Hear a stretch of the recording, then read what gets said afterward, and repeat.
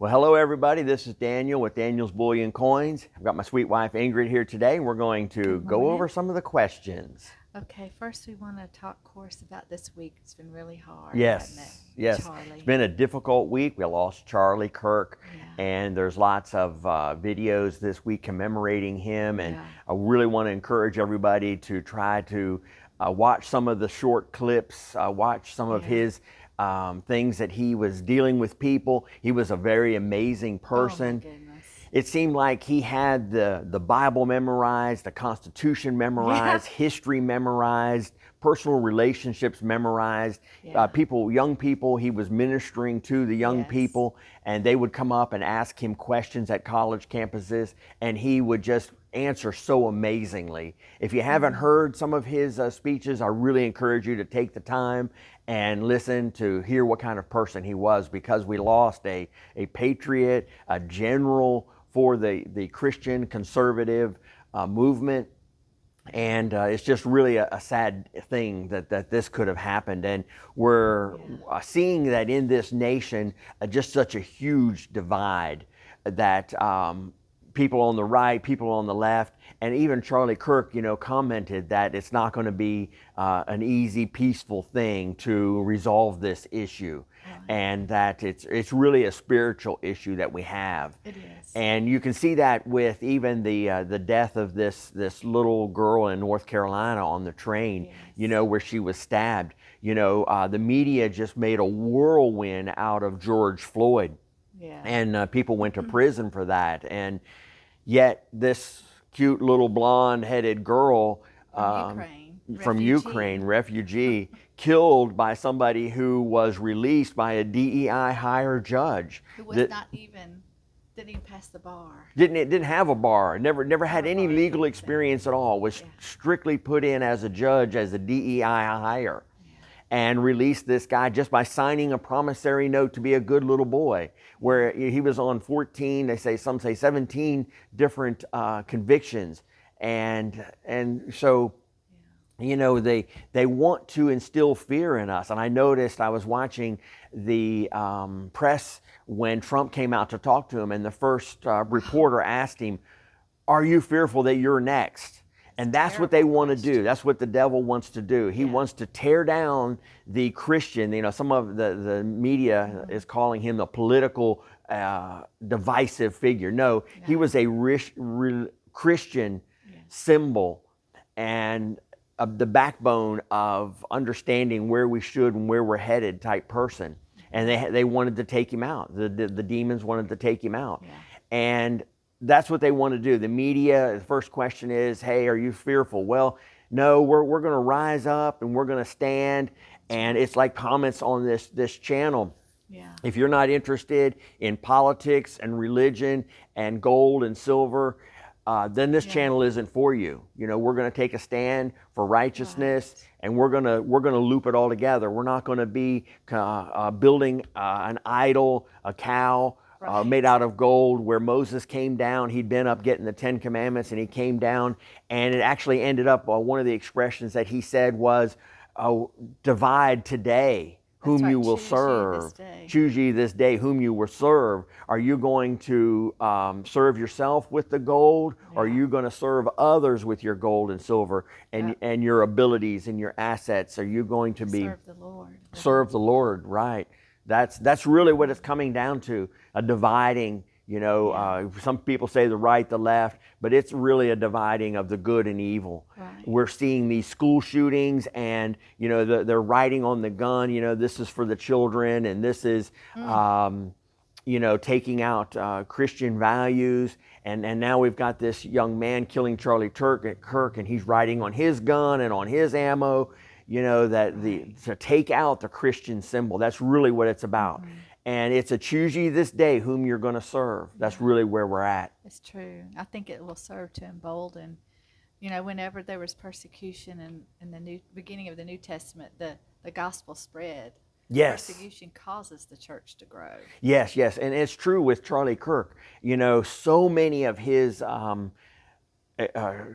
don't want to say confrontations, but the words that he gave to people to encourage them and strengthen them and to build them up. Yeah. Those things are being played over and over and over again right now on YouTube. So easily you can go and watch and just see what a courageous and powerful person he was. He was really just like no other. Well, And it's like the wisdom of Solomon. wisdom of almost. Solomon, exactly. I told some friends of mine that when we were talking. I said, Yeah. it really is a modern day wisdom of Solomon. You know, he was 18 years old when he started Turning Point, and he built that. He was only 31 years old, and he is attributed with the Trump winning. Yeah. You know, because he was able to go out and talk to the college age students, and the college age students would talk to him.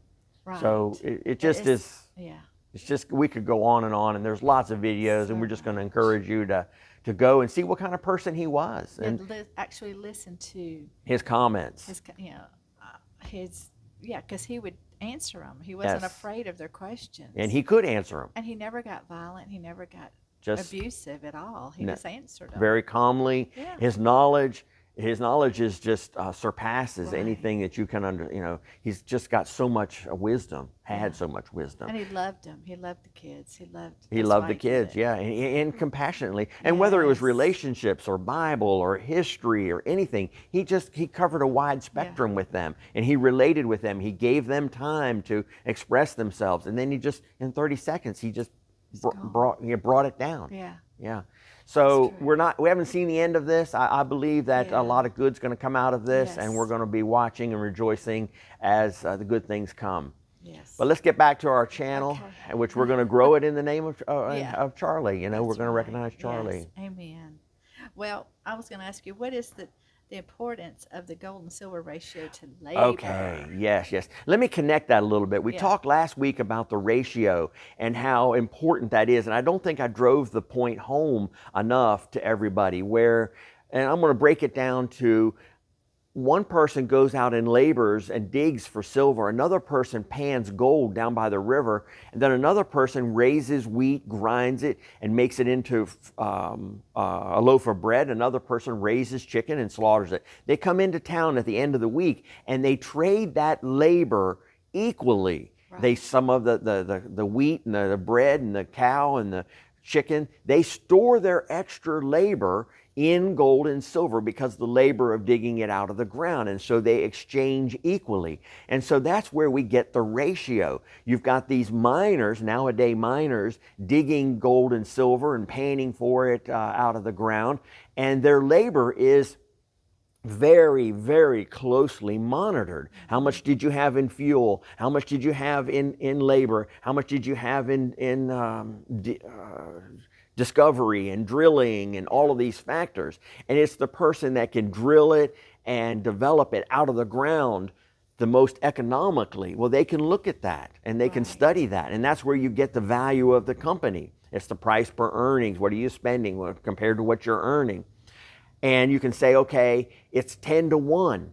The labor, the effort to dig it out of the ground is 10 to 1. There's 10 ounces of silver that come out of the ground for an equal amount of gas and fuel and labor and drilling coming out of the river. Same thing with the cow, the beef and the chicken and the bread. Okay, they're looking at the productivity of those items. And I want to tell a story real quick about when I was in the construction business. And the real popular way to build back then was to stand the 2x4s up and put the 2x4s on top and then go around outside and put the plywood on and then the paper on your walls. And then you go up to your second floor with ladders and scaffolding and all that. And I developed an idea where I would lay the wall down and then put the studs in, put the plywood on, put the paper on, and I made out of 2x4s and some come-alongs some jacks, and I would jack the wall up and put it in place. And so all of the plywood and the felt paper was on. So productivity accelerated drastically. Yes. And then people came in and they invested in that. And they saw that idea. And they would come around and watch me every evening. How far did he get? What's he doing now? And then they started mimicking that idea. Right. And it's the same thing with the ratio right now. People are going to gravitate and they're going to invent and they're going to create. It's like the cotton gin and the railroad and steel, all of these things that people innovate and they make to make the ratio capitalism.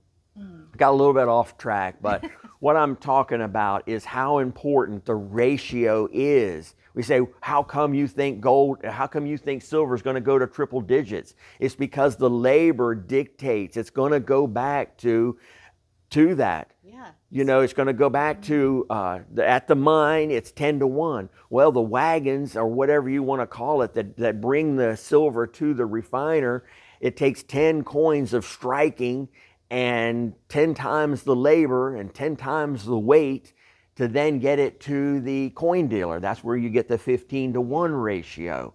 So these things are monitored very closely. When I was standing those walls up with those custom handmade jacks, people came and monitored what I was doing. And they looked at it and they critiqued it and they figured it out and they started doing it themselves. Instead of climbing up a ladder, carrying a piece of plywood and trying to put felt and paper on, they mimicked that and they figured out how to have... Work smarter, not harder. Right, and to get productivity up. And so that's what I'm saying, how important the ratio is. How come it's going to be triple digit silver? Because the ratio is going to correct. The ratio is going to correct. The ratio tells you that there's manipulation. How can you have silver be $40 and gold be $3,600, $3,700? That the ratio at the mine, silver should be $370 an ounce. Right. And the labor, the effort, the time, the energy is what makes those things equal. Right. Well, I even have a question here. Like labor today is so expensive. Oh, my That's where goodness. we see inflation. That's where we know things are off kilter. Yes. You know, your basic employee, I have contractor friends of mine, and they're telling me basic employees are wanting $50 an hour now.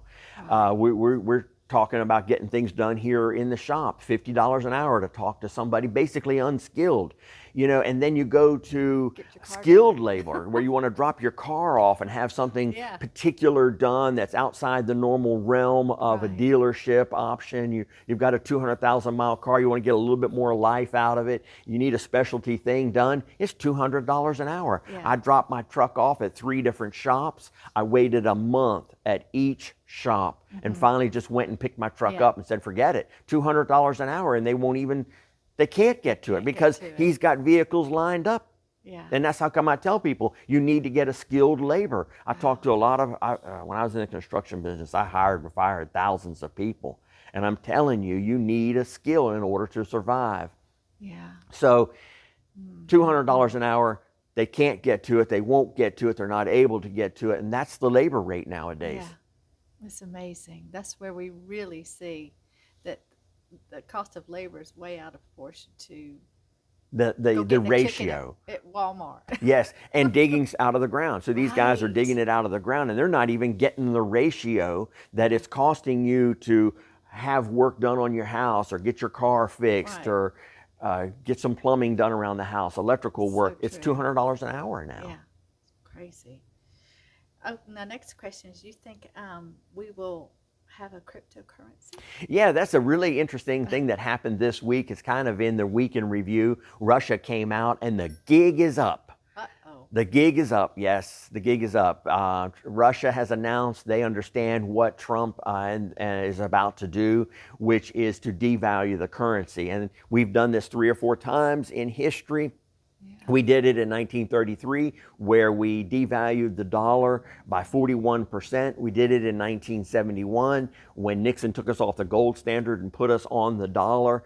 I believe it was done, it was a default. We defaulted, which it takes time to feel the consequences of that, where you start paying double for things. Well, we're paying way more than double from 10 years ago, because I say we defaulted again when we started printing currency. Right. We defaulted at that time, which caused things to double in price. Well, Russia and everybody has figured it out what Trump is about to do. Right. And that is to go to a cryptocurrency. So we went from gold to the dollar, from the silver to the dollar, and then to oil, and then to devaluing. We just devalued each time we did this. And then we went to quantitative easing and devalued again. So Trump is looking at devaluing the currency by going from a dollar to a crypto.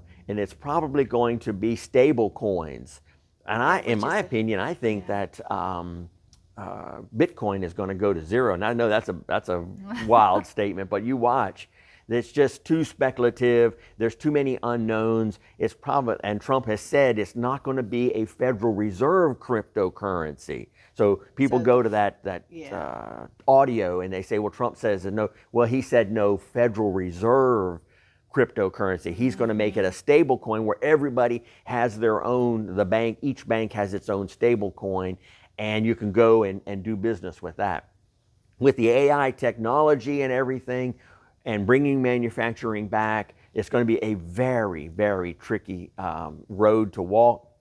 Yeah. But it looks like these other nations have figured that out. That's why gold is escalating the way it is in price. And now you're starting to see these countries say, let's collect silver also. Even the U.S. is starting to say silver, get the precious metals. And pretty soon they're probably going to start saying copper, make copper a strategic metal. Wow. Because they're getting prepared for what is coming, and it's coming soon. Yes. Trump only has a 4-year term. Right. He's got to get this currency thing in place so that he can get it stable and up and running by the time his term is over. Oh, we saw this week a lot of buyers of gold, and because they've caught on to that's what the banks are doing. Yes, the buyers of gold are coming out of the woodwork. It's been crazy this We've week. had whales coming in and just buying massive, massive amounts of gold. And the smaller person is telling us they can't afford it. They can't afford gold. They can't afford silver. They're up to their eyeballs in debt and trying to pay the $200 labor to get things done. And they're just not able to buy the precious metals anymore. And I'm telling you that it's going to double from here. You know, we're saying easily the price of silver is going to be $80 sometime next year. We're saying, you know, gold's going to be $6,000 next year, could be double what it is now before Trump leaves office. And if we have a reckoning with gold, who knows what the number's going to be, 10, 20,000 that could possibly happen. And you're going to need to be in gold and silver to protect your businesses. I got a phone call from a guy, and his business runs on a $1 to $2 million margin. In other words, he keeps $1 million to $2 million in his checking account at all times to run his business. And he's like, what do I do? Oh my goodness. And wow, it sent a shiver up and down my spine, you know, to have a company and not be any way protecting it. So you need to find your own ways to protect yourself. Get ready, because it's going to be an interesting ride. And keep in mind that we're fighting not a battle of weapons, of bullets, but it's a spiritual battle. It is, absolutely. We wrestle not against flesh and blood, but against principalities. In dark places. In high places, Thank you all. Be blessed. Blessings, Bye-bye. everybody.